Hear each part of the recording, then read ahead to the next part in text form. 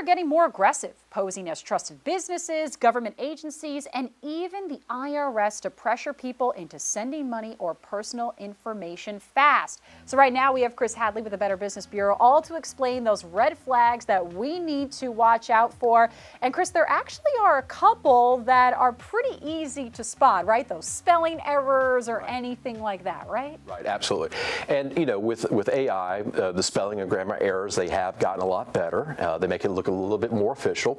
But we're seeing all types of government scams. They're getting text, emails pretending to be from the IRS, pretending to be from the South Carolina Department of Motor Vehicles, pretending that you've missed a court date, missing that you've missed jury duty. So these scammers and criminals are sending these out in waves. And the reality is, all of these, anytime you're getting a text or an email from a government agency, it is 100% a scam. IRS is not sending out texts, they're not sending out emails to you. So we can stop those scams completely. Anytime you get a text like that or an email, you need to delete that immediately. You don't want to click on anything. Obviously, clicking on that link is going to send you to a dangerous website where they're going to attempt to harvest your information. And then we're also getting a lot of phone calls where folks are calling in saying they're with the IRS. Again, the IRS, a government agency, the South Carolina Department of Motor Vehicles, they're not going to pick up Medicaid, Medicare for senior citizens. They're not going to pick up the phone and call you. So it's important to know that when you get a phone call like that, you need to go ahead and hang up the phone. And especially if they're asking for any type of demanding payment up front, that is a tremendous red flag. But the best advice we can give you is if you get any type of phone calls from a government agency, hang up the phone. And if you do have some concerns, like maybe I did miss a court date, maybe I do have some issues with my taxes, it's okay to pause, hang up the phone, and then you can call that agency back. If you can't find the number for that agency, you can call the Better Business Bureau and we'll give you the number to that agency. So, you know, usually each year we get about 17,000 phone calls at our Better Business Bureau looking for help on this, and that's what we're here to help those consumers out. But the reality is scammers are getting smarter using the AI, but we're able to stop most of these scams from happening. So why do scammers try to create that sense of panic and urgency? Is it because we won't have time to think?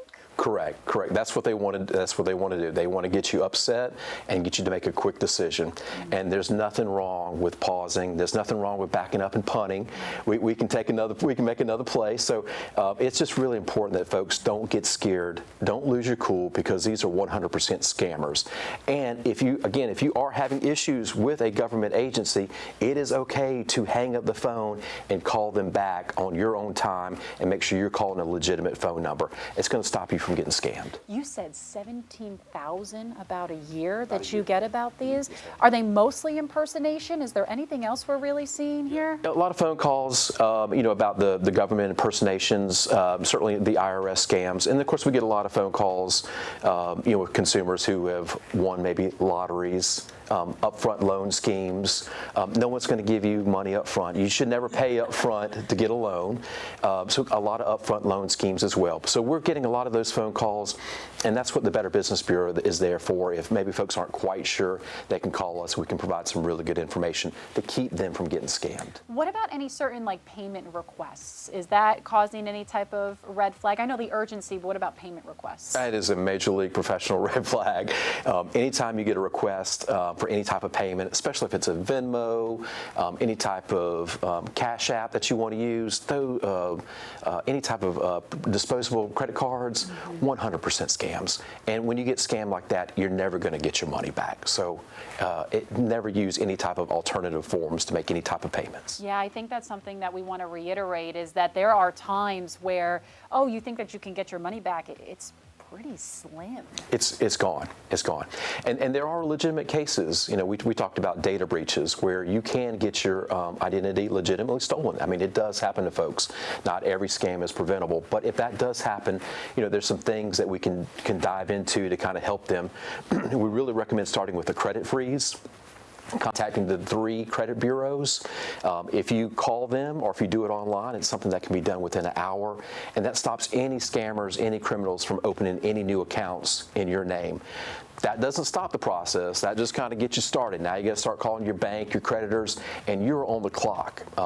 Especially something like a debit card, if that's been taken advantage of, you've really only got a couple of days legally to try to get this taken care of.